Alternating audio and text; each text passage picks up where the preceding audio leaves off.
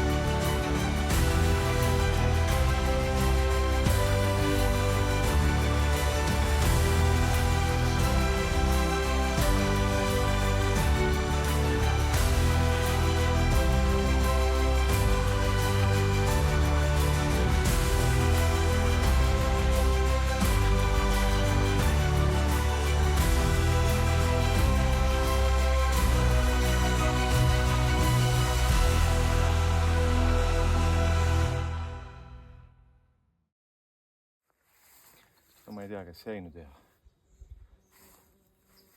100 häda, nagu ikka. Millegipärast jookse pekk seal kõvasti sisse. Peaaegu pool meetrit. Ma sealt üldse ei lõiganud. Miks see nii on? Hästi ei saa aru. Prillid lähevad kogu uduseks, nii uduseks, et mitte midagi näha ei ole. Higi jookseb ja redel vajub maa sisse. Aga selliseks see nüüd jääb. Loodame, et pererahvas, kes vahepeal koju tuli, on rahul sellega, mida ta oma raha eest saab. Aga hekk oli aasta lõikamata ja seda ma ei soovitaks kellelegi. Et lõigake ikka hekki regulaarselt, eriti kuusehekki. Igal aastal sõltumata sellest, mida teie silm teile ütleb või mida kõhutund ütleb. Siis on kõik hästi.